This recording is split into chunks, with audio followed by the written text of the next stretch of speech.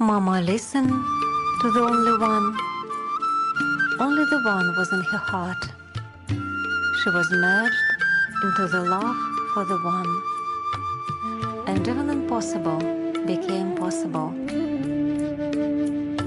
मन की आँखों से हर पल ही तुझको देखूं, मन की आँखों से हर पल ही तुझको देखूं।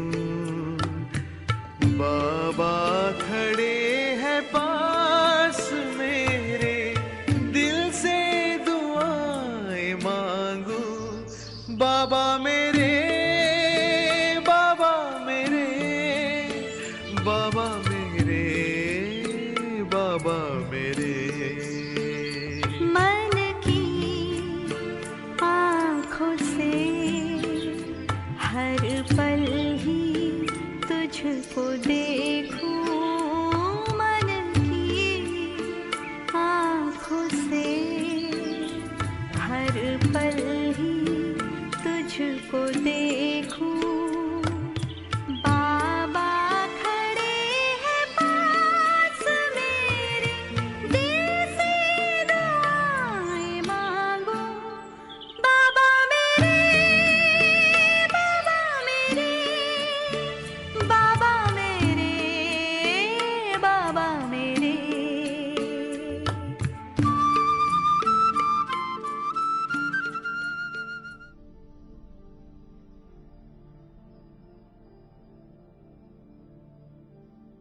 शांति।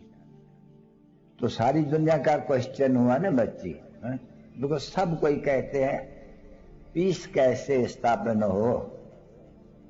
अभी पीस तो पीसलेसनेस तो सारी दुनिया में है, शांति। तो क्वेश्चन ये होते हैं सारी दुनिया का, भाई सारी दुनिया पतित है, सब जानते हैं हम पतित है, तो सारी दुनिया का ही सवाल हुआ। अभी सारी दुनिया का मालिक तो ये जिसका तुम सुना, शिवाय नमः, ऊंचे ते ऊंचा भगवत। 18/12/2020 காலை முரளி. ஓம் சாந்தி. பாப் தாதா மதுபன். இனிய குழந்தைகளே, ஒவ்வொரு நாளும் ஞானக்கடலை கடைந்தால் உங்கள் சந்தோஷத்தின் அளவு அதிகரிக்கும். நடந்து திரியும் போதெல்லாம் நீங்கள் சுய தரிசன சக்கரதாரிகள் என்பதை நினைவு செய்யுங்கள்.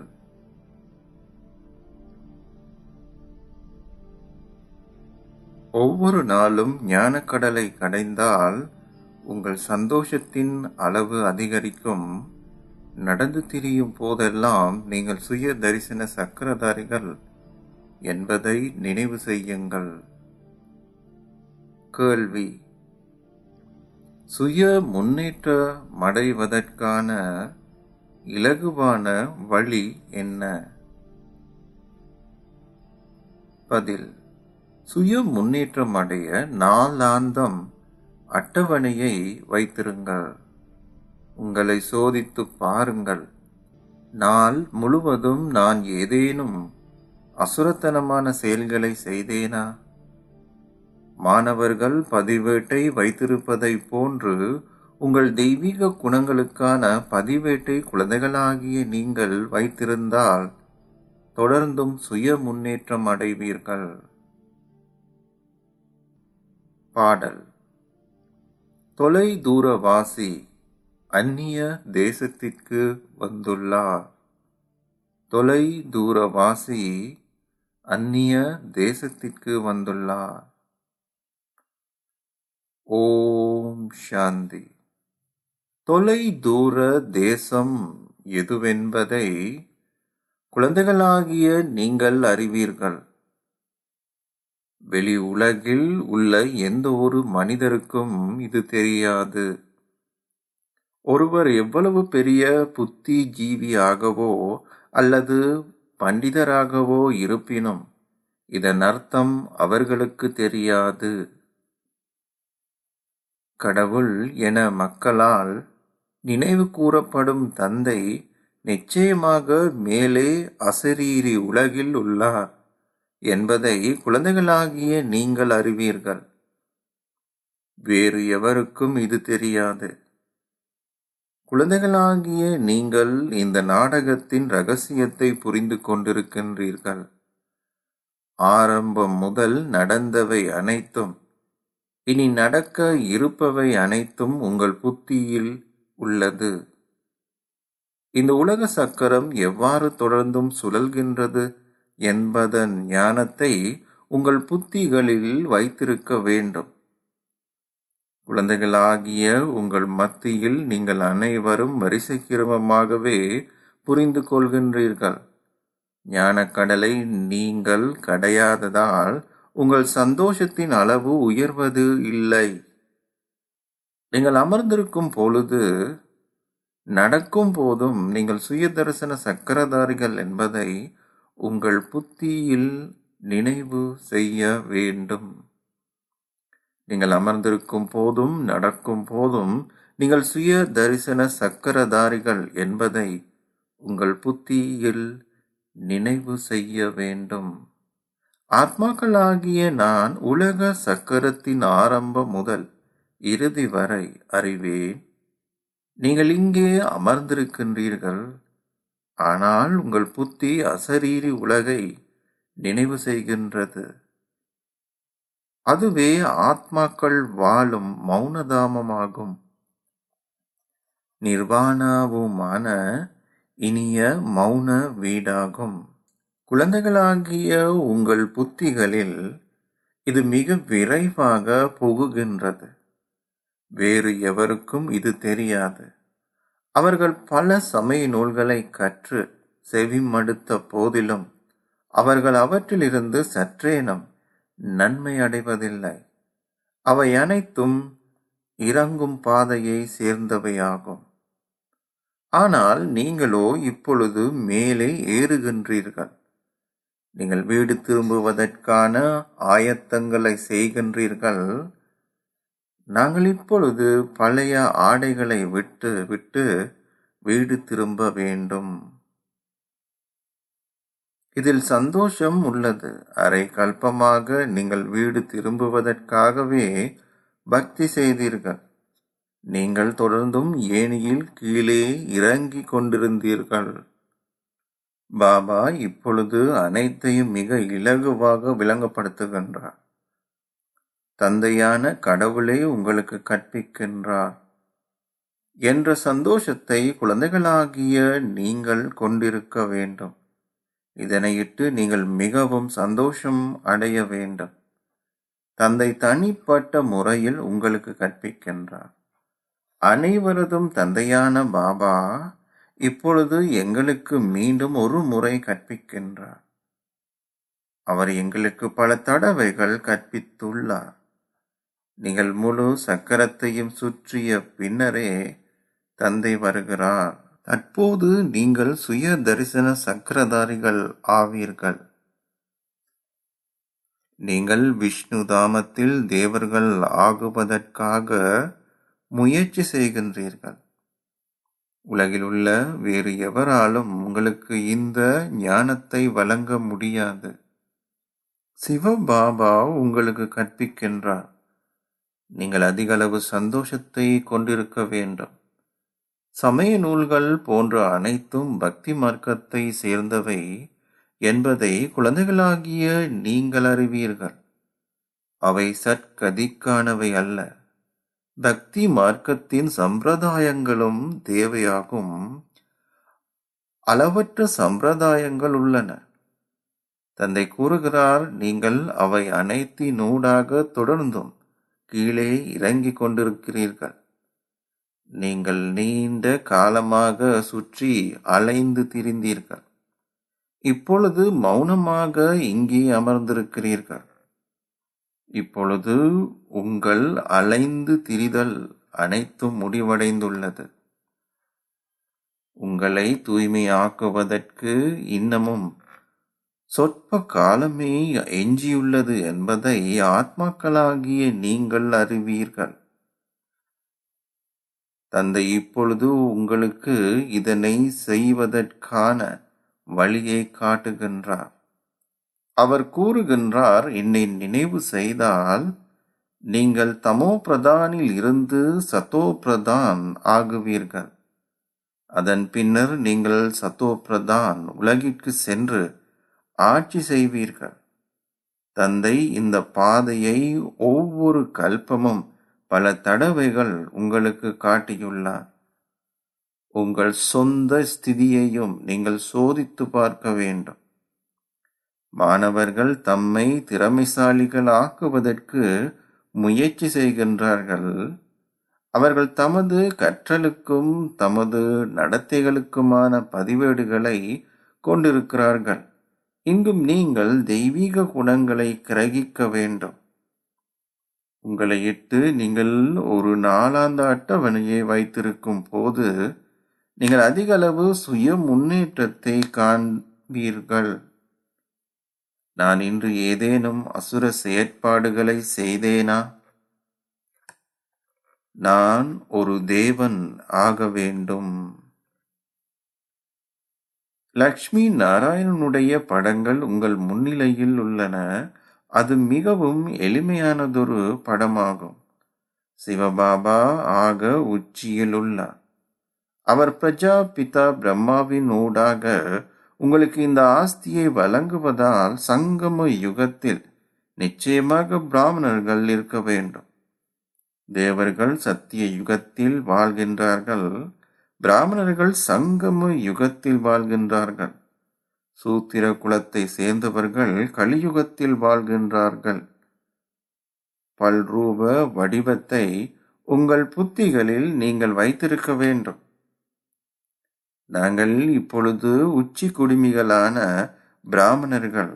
அதன் பின்னர் நாங்கள் தேவர்கள் ஆகுவோம். தந்தை பிராமணர்களாகிய எங்களை தேவர்கள் ஆக்குவதற்காக கற்பிக்கின்றார். ஆகையால் நீங்கள் தெய்வீக குணங்களையும் கிரகிக்க வேண்டும். மிகவும் இனிமையானவர்கள் ஆகுங்கள். எவருக்கும் துன்பம் விளைவிக்காதீர்கள். உங்கள் ஜீவனோபாயத்திற்காக நீங்கள் ஏதேனும் ஒரு தொழிலை செய்வதை போன்றே இங்கும் நீங்கள் யக்ஞத்திற்காக சேவை செய்ய வேண்டும். ஒருவர் சுகவீனம் அடைந்து எந்த சேவையும் செய்ய முடியாதிருக்கும் போது ஏனையோர் அவருக்கு சேவை செய்ய வேண்டும். ஒருவர் சுகவீனம் அடைந்து சரீரத்தை நீங்கி செல்லும் போது அதற்காக துன்பப்பட்டு அழுவதற்கான கேள்விக்கு இடமில்லை. நீங்கள் பாபாவின் நினைவில் முற்றிலும் மௌனமாக இருக்க வேண்டும். எந்த சப்தமும் இருக்கக்கூடாது. சடலத்தை அவர்கள் இடுகாட்டிற்கு எடுத்து செல்லும் போது ராம நாமத்தை உடையவர் உங்களுடன் இருக்கின்றார் என அவர்கள் பெரும் சப்தமிடுகின்றார்கள். நீங்கள் எதனையும் கூற தேவையில்லை. நீங்கள் மௌனத்தின் மூலம் உலகத்தை வெற்றி கொள்கின்றீர்கள். அவர்களுடையது விஞ்ஞானம், ஆனால் உங்களது உடையது மௌனமாகும். குழந்தைகளாகிய உங்களுக்கு கியானினதும் விக்யானினதும் சரியான அர்த்தம் தெரியும். கியான் என்பது புரிந்து கொள்ளுதல். விக்யான் என்றால் அனைத்தையும் மறப்பது, அதாவது ஞானத்திற்கும் அப்பால் செல்லுதல் ஆகும். ஆகையால் கியான் அதாவது ஞானம், அத்துடன் விக்யானம் உள்ளது. நீங்கள் மௌன தாம வாசிகள் என்பதை ஆத்மாக்களாகிய நீங்கள் அறிவீர்கள். அத்துடன் ஞானமும் உள்ளது. நீங்கள் ரூப்பும் வசாண்டும் ஞான ரத்தினங்களை பொழிகின்ற மௌன சொரூபங்கள் ஆவீர்கள். பாபாவும் ரூப்பும் பசாண்டும் ஆவார். அவர் ரூப்பும், அத்துடன் அவரிடம் உலக சக்கரத்தின் முழு ஞானமும் உள்ளது.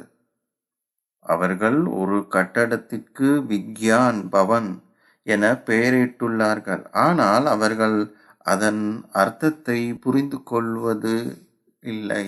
இக்காலத்தில் விஞ்ஞானம் துன்பத்துடன் சந்தோஷத்தையும் விளைவிக்கின்றது. அங்கே சந்தோஷம் சந்தோஷம் மாத்திரமே உள்ளது. இங்கே சந்தோஷம் தற்காலிகமானது. ஏனைய அனைத்தும் துன்பம், துன்பம் மாத்திரமே உள்ளது. மக்கள் தமது சொந்த வீடுகளில் சந்தோஷமற்றிருக்கிறார்கள். எவ்வளவு விரைவில் தாம் மரணிப்போமோ அந்தளவு விரைவாக தாம் இந்த துன்ப உலகில் இருந்து விடுதலை அடைய முடியும் என உணர்கின்றார்கள். பாபா உங்களை சொர்க்கவாசிகள் ஆக்குவதற்கே வந்துள்ளார் என்பதை குழந்தைகளாகிய நீங்கள் அறிவீர்கள். உங்களுக்குள் நீங்கள் அதிகளவு சந்தோஷத்தை கொண்டிருக்க வேண்டும். பாபா ஒவ்வொரு கல்பமும் உங்களை சொர்க்கவாசிகள் ஆக்குவதற்காக வருகின்றார்.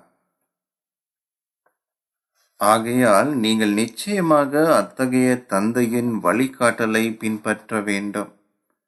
தந்தை கூறுகின்றார், இனிய குழந்தைகளே, எவருக்கும் துன்பம் விளைவிக்காதீர்கள். நீங்கள் இல்லறத்தில் வாழும் போது தூய்மையாகுங்கள். நாங்கள் அனைவரும் சகோதர சகோதரிகள் ஆவோம். இது அன்பான உறவு முறையாகும். வேறு எவ்வகையான பார்வையும் இருக்கக்கூடாது. ஒவ்வொருவரின் சுகவீனமும் அந்த ஆத்மாவுக்கு ஏற்ப தனித்துவமாக உள்ளது. ஆகையால் அதற்கேற்பவே ஒவ்வொருவரும் ஆலோசனையை பெறுகின்றார்கள். சிலர் வினவுகின்றார்கள், பாபா, இன்ன சூழ்நிலை ஏற்பட்டுள்ளது. இந்த சூழ்நிலையில் நான் என்ன செய்வது? பாபா விளங்கப்படுத்துகின்றார், ஒரு சகோதரனுக்கும் சகோதரிக்கும் இடையேயான பார்வை என்றுமே தீயதாக இருக்கக்கூடாது. எந்த சண்டையும் இடம்பெறக்கூடாது. நான் ஆத்மாக்களான உங்களுடைய தந்தையாவேன். சிவ பாபா பிரம்மாவின் சரீரத்தின் ஊடாக பேசுகின்றார். ஆகையால் பிரஜாபிதா பிரம்மா சிவபாபாவின் மகனாவார். அவர் ஒரு சாதாரண சரீரத்தில் பிரவேசிக்கின்றார். விஷ்ணு சத்திய யுகத்தை சேர்ந்தவர்.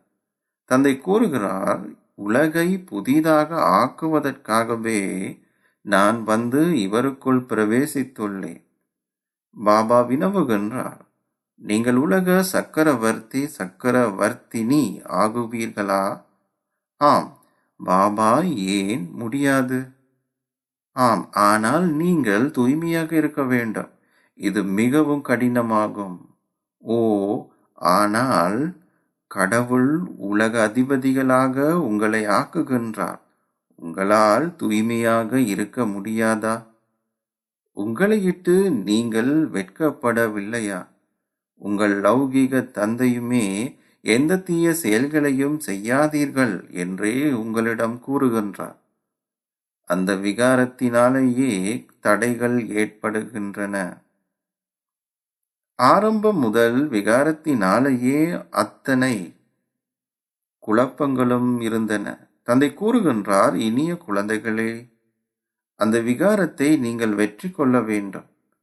நான் உங்களை தூய்மையாக்கவே வந்துள்ளேன்.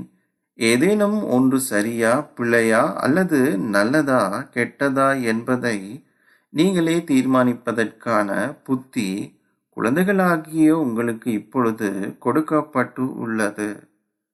லக்ஷ்மி நாராயணனே உங்கள் இலக்கும் லட்சியமும் ஆகும். சொர்க்கத்தில் உள்ள மக்கள் தெய்வீக குணங்களை கொண்டிருக்கின்றார்கள். கலியுக மக்கள் குறைபாடுகளை கொண்டிருக்கின்றார்கள். இப்பொழுது இது ராவண ராஜ்யம் என்பதை எவருமே புரிந்து கொண்டிருக்கவில்லை. அவர்கள் ராவணனின் கொடும் பாவியை ஒவ்வொரு வருடமும் எரிக்கின்றார்கள். அவனே எதிரியாவான். அவர்கள் தொடர்ந்தும் அவனது கொடும் பாவியை எரிக்கின்றார்கள். இருப்பினும் அவன் யார் என்பதை எவரும் அறிய மாட்டார்கள். நாங்கள் அனைவரும் ராவண ராஜ்யத்திற்கு உரியவர்கள். ஆகையால் நாங்கள் அனைவரும் நிச்சயமாக அசுரத்தனமானவர்களே.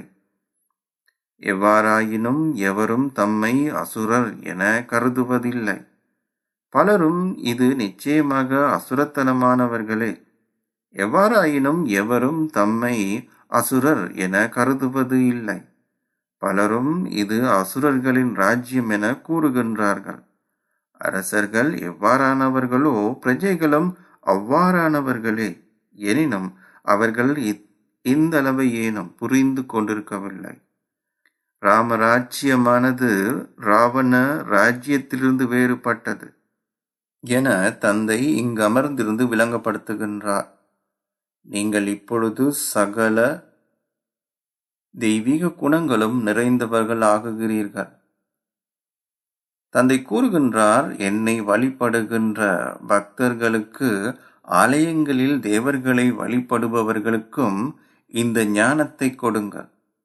ஆனால் அத்தகையவர்களோடு அதிகளவு பிரியத்தனம் செய்யாதீர்கள். நீங்கள் ஆலயங்களில் பல பக்தர்களை காண்பீர்கள். நீங்கள் ஒவ்வொருவரின் நாடி துடிப்பையும் உணர வேண்டும். சில வைத்தியர்களினால் நாடி துடிப்பை உணர்ந்து உடனடியாகவே உங்களுக்கு என்ன வியாதி உள்ளது என்பதை கூற முடியும். டெல்லியில் அஜ்மால் கான் என அழைக்கப்பட்ட மிகவும் பிரபல்யமான ஹோமியோபதி ஒருவர் இருந்தார். தந்தை உங்களை 21 பிறவிகளுக்கு என்றென்றும் ஆரோக்கியமாகவும் என்றென்றும் செல்வந்தர்களாகவும் ஆக்குகின்றார். இங்குள்ள அனைவரும் நோயாளிகள், அதாவது ஆரோக்கியமற்றவர்களாக இருக்கின்றார்கள். அங்கே என்றுமே எந்த நோய்களும் ஏற்படுவது இல்லை. நீங்கள் என்றென்றுமே ஆரோக்கியமானவராகவும் என்றென்றும் செல்வந்தர்களாகவும் ஆகுகின்றீர்கள். நீங்கள் யோக சக்தியினூடாக உங்கள் புலனங்கங்களை வெற்றி கொள்கிறீர்கள். உங்கள் புலனங்கங்கள் உங்களை ஒருபோதும் ஏமாற்ற முடியாது. பாபா கூறியுள்ளார், மிக சரியான நினைவில் நிலைத்திருங்கள். ஆத்ம உணர்வில் நிலைத்திருந்தால் உங்கள் புலனங்கங்கள் உங்களை ஏமாற்ற மாட்டாது. இங்கேயே நீங்கள் அந்த விகாரங்களை வெற்றி கொள்கிறீர்கள். அங்கே நீங்கள் என்றுமே தீய பார்வை கொண்டிருக்க மாட்டீர்கள். அங்கே ராவணனின் ராஜ்யம் இருப்பதில்லை. அது வன்முறையற்ற தேவ தர்மமாகும். அங்கே யுத்தம் போன்ற எந்த கேள்விக்கும் இடமில்லை. இதுவே இறுதி யுத்தமாகும். இதனூடாக சொர்க்கம் வாசல் திறக்கப்படும்.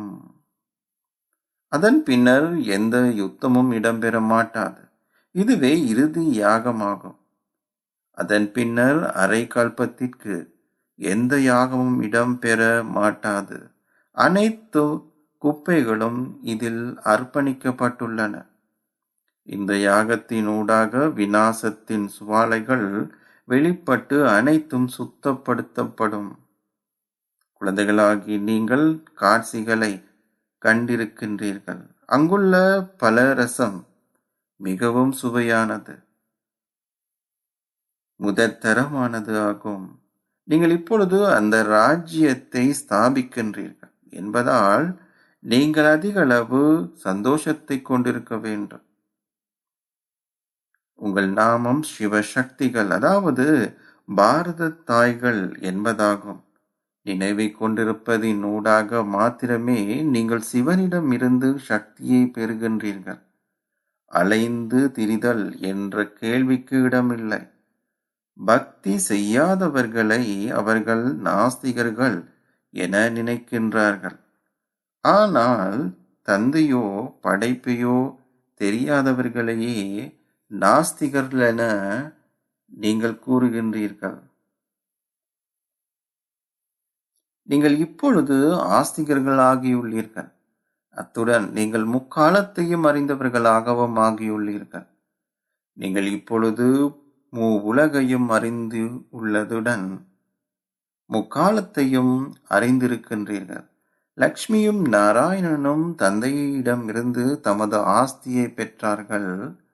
நீங்கள் இப்பொழுது அவர்களை போன்றவர்களாகுகின்றீர்கள். தந்தை மாத்திரமே இவ்விடயங்களை அனைத்தையும் விளங்கப்படுத்துகிறார். சிவபாபாவே கூறுகிறார், நான் இவருக்குள் பிரவேசித்து உங்களுக்கு விளங்கப்படுத்துகின்றேன். அல்லாவிடின் அசரீரியான என்னால் எவ்வாறு விளங்கப்படுத்த முடியும்? தூண்டுதலினூடாக கல்வி கற்க முடியுமா? கற்பிப்பதற்கு ஒருவருக்கு வாய் தேவையாகும். இவரே கௌமுக்த், பசுவின் வாய் ஆவார். இவர் மூத்த தாய் ஆவார். அவர் ஒரு மனித தாய் ஆவார். தந்தை கூறுகின்றார், நான் உலக ஆரம்பம் மத்தி இறுதியின் இரகசியங்களை இவரினூடாக குழந்தைகளாகிய உங்களுக்கு விளங்கப்படுத்துகின்றேன். நான் திறமையான வழிமுறைகளை உங்களுக்கு காட்டுகின்றேன். இதில் ஆசீர்வாதங்கள் என்ற கேள்விக்கு இடமில்லை. நீங்கள் எனது வழிகாட்டலை பின்பற்ற வேண்டும். உங்களுக்கு ஸ்ரீமத் கொடுக்கப்படுகின்றது. இதில் கருணை என்ற கேள்விக்கு இடமில்லை. உங்களில் சிலர் கூறுகின்றீர்கள், நான் உங்களை மீண்டும் மீண்டும் மறந்து விடுவதால் எனக்கு கருணை காட்டுங்கள். ஓ தந்தையை நினைவு செய்ய வேண்டியது உங்கள் பணியாகும். நான் என்ன கருணையை உங்களிடம் கொண்டிருக்க முடியும்? என்னை பொறுத்த வரையில் நீங்கள் அனைவரும் எனது குழந்தைகளாவீர்கள். நான் கருணை கொண்டிருக்க வேண்டுமாயின் அனைவருமே சிம்மாசனத்தில் அமர வேண்டும். எவ்வாறு ஆயினும் நீங்கள் எவ்வளவு கற்கின்றீர்கள் என்பதற்காகவே ஒரு அந்தஸ்தை கோருகின்றீர்கள். நீங்களே கற்க வேண்டும். தொடர்ந்தும் முயற்சி செய்யுங்கள். அதி அன்பிற்கினிய தந்தையை நினைவு செய்யுங்கள். தூய்மையற்ற ஆத்மாக்களால் வீடு திரும்ப முடியாது. தந்தை கூறுகிறார், ஆத்மாக்களாகிய நீங்கள் என்னை எந்தளவிற்கு அதிகளவு நினைவு செய்கின்றீர்களோ அந்த நினைவினூடாக அதற்கேற்ப நீங்கள் தூய்மையானவர்களாகுவீர்கள். ஒரு தூய ஆத்மாவினால் இங்கிருக்க முடியாது. நீங்கள் தூய்மையாகிய பின்னர் புதிய சரீரம் ஒன்று உங்களுக்கு தேவையாகும். தூய ஆத்மா ஒருவர் தூய்மையற்ற சரீரம் ஒன்றை பெறுதல் நியதிக்கு முரணானதாகும். சந்நியாசிகளும் விகாரங்களினூடாகவே பிறப்பெடுக்கிறார்கள். தேவர்கள் விகாரத்தினூடாக பிறப்பெடுப்பதில்லை என்பதால் அவர்கள் துறவரத்தை மேற்கொள்ள வேண்டும் என்றில்லை. அவர்கள் மேன்மையானவர்கள். அவர்கள் சதா முற்றிலும் விகாரமற்ற உண்மையான மகாத்மாக்கள் ஆவார்கள். அங்கே ராவண ராஜ்யம் இருக்க மாட்டாது. அது ராமரது, அதாவது கடவுளின் சதோ பிரதான் ராஜ்யமாகும். உண்மையில் நீங்கள் ராமர் என்றேனும் கூறக்கூடும். சிவபாபா என்பதை சரியாகும் அல்லவா? இதுவே குதிரை அர்ப்பணிக்கப்பட்ட அழியாத உருத்திர ஞான யாகம் என அழைக்கப்படுகின்றது. நீங்கள் உருத்திரன் சிவன் என எவ்வாறு அழைத்தாலும் இரண்டும் ஒன்றேயாகும். கிருஷ்ணரின் பெயர் குறிப்பிடப்படவில்லை. சிவபாபா வந்து ஞானத்தை பேசுகின்றார். மக்கள் ஒரு யாகத்தை வளர்க்கும் போது அவர்கள் களிமண்ணில் லிங்கத்தை, சாலிகிராங்களை உருவாக்குகிறார்கள். அவர்கள் அவற்றை வழிபட்ட பின்னர் உடைத்து விடுகிறார்கள். பாபா தேவர்களின் விக்கிரகங்களின் உதாரணங்களை கொடுக்கின்றார். அவர்கள் தேவர்களின் விக்கிரகங்களை அலங்கரித்து அவர்களுக்கு உணவும் நீரும் படைக்கின்றார்கள். அதன் பின் அவற்றை வழிபட்ட பின்னர் மூழ்க செய்கின்றார்கள். அவ்வாறே அவர்கள் சிவபாபாவினதும் சாலிகிராம்களினதும் விக்கிரகங்களையும் மிகவும் அன்புடனும் சுத்தமாகவும் வழிபட்ட பின்னர் அவற்றை அவர்கள் உடைத்து விடுகின்றார்கள். அவை அனைத்தும் பக்தியின் விரிவாக்கங்களாகும். நீங்கள் எந்த அளவிற்கு தந்தையின் நினைவில் நிலைத்திருக்கின்றீர்களோ அந்த அளவிற்கு நீங்கள் அதிகளவு சந்தோஷமாக இருப்பீர்கள் என தந்தை இப்பொழுது குழந்தைகளாகிய உங்களுக்கு விளங்கப்படுத்துகின்றார். நீங்கள் ஏதேனும் தவறுகள் செய்தீர்களா என பார்ப்பதற்கு ஒவ்வொரு நாளும் இரவு நீங்கள் உங்கள் அட்டவணையை சோதித்து பார்க்க வேண்டும். உங்கள் காதுகளை முறுக்கிக் கொள்ள வேண்டும். பாபா, நான் இன்று இந்த தவறை செய்தேன். தயவு செய்து என்னை மன்னித்து விடுங்கள். பாபா கூறுகின்றார், நீங்கள் உண்மையை எழுதினால் பாவத்தின் அரைவாசி மன்னிக்கப்படுகின்றது. தந்தை இங்கே அமர்ந்திருக்கின்றார். உங்களுக்கு நீங்கள் நன்மை செய்ய வேண்டுமாயின் நீங்கள் தொடர்ந்தும் அவரின் ஸ்ரீமத்தை பின்பற்றுங்கள். அட்டவணை ஒன்று வைத்திருப்பதனால் நீங்கள் அதிகளவு முன்னேற்றம் அடைவீர்கள். இதற்கு எந்த செலவும் இல்லை. நீங்கள் உயர்ந்ததோர் அந்தஸ்தை கோர வேண்டுமாயின் உங்கள் எண்ணங்களினாலோ வார்த்தைகளினாலோ செயல்களினாலோ எவருக்கும் துன்பம் விளைவிக்காதீர்கள். எவரேனும் உங்களுக்கு ஏதாயினும் பிழையாக கூறினாலும் கேட்டும் கேட்காதீர்கள். இந்த முயற்சியை செய்யுங்கள். குழந்தைகளாகிய உங்கள் அனைத்து துன்பத்தையும் அகற்றி உங்களுக்கு சதா சந்தோஷத்தை கொடுக்கவே தந்தை வந்துள்ளார். ஆகையால் குழந்தைகளாகிய நீங்களும் இவ்வாறு ஆக வேண்டும். ஆலயங்களிலேயே அதிகளவு சேவை செய்ய முடியும். அங்கே சமையப்பட்டுள்ள பலரையும் காண்பீர்கள். பலரும் கண்காட்சிகளுக்கு வருகின்றார்கள். திருவிழாக்களிலும் கண்காட்சிகளிலும் செய்யும் சேவைகள் புரொஜெக்டர்களினால் செய்யும் சேவையை விடவும் சிறப்பானதாகும். திருவிழாக்களுக்கு அதிகளவு செலவு செய்யப்படுவதனால் நிச்சயமாக அதற்கேற்ப நன்மையும் இருக்கும். அச்சா अच्छा मीठे मीठे सिटी लधे ज्ञान सितारों फिरते माता पिता बाप दादा का यादगार गुड मॉर्निंग. இனிமையிலும் இனிமையான அன்புக்குரிய எப்போதோ தொலைந்து இப்போது கண்டுபிடிக்கப்பட்டிருக்கும் குழந்தைகளுக்கு உங்கள் தந்தை தாயாக இருக்கும் பாப் தாதாவின் அன்பு நினைவுகளும் காலை வந்தனங்களும். ஆன்மீக தந்தை ஆன்மீக குழந்தைகளுக்கு நமஸ்தே சொல்கிறார். ஆன்மீக குழந்தைகள் ஆன்மீக தந்தைக்கு நமஸ்தே சொல்லுகின்றோம். தாரணைக்கான சாராம்சம். முதலாவது, எது சரி எது பிழை என்பதன் வித்தியாசத்தை புரிந்து கொள்ளும் புத்தியை தந்தை உங்கள் ஒவ்வொருவருக்கும் கொடுத்துள்ளார். ஆகையால் இந்த புத்தியின் புரிந்துணர்வின் அடிப்படையில் தெய்வீக குணங்களை கிரகியுங்கள். எவருக்கும் துன்பம் விளைவிக்காதீர்கள். உண்மையான சகோதரன் சகோதரி என்ற அன்பு உங்கள் மத்தியில் இருக்கட்டும். என்றுமே ஒருவருக்கொருவர் தீய பார்வையை கொண்டிருக்காதீர்கள். இரண்டாவது, தந்தை உங்களுக்கு கொடுக்கின்ற ஒவ்வொரு வழிகாட்டலையும் பின்பற்றுங்கள். நன்றாக கற்று உங்கள் மீது கருணை கொண்டிருங்கள். உங்கள் சுய முன்னேற்றத்திற்கான ஒரு அட்டவணையை வைத்திருங்கள். துன்பம் தரும் வகையான ஏதேனும் ஒன்றை யாரேனும் கூறினால் அதை கேட்டும் கேட்காதீர்கள். ஆசீர்வாதம். ஒரேயொரு தந்தையுடன் உறவு முறைகள் அனைத்தையும் அனுபவம் செய்வதனால் களைப்பற்றவர்களாகவும் தடைகளை அளிப்பவர்களாகவும் ஆகுவீர்களாக.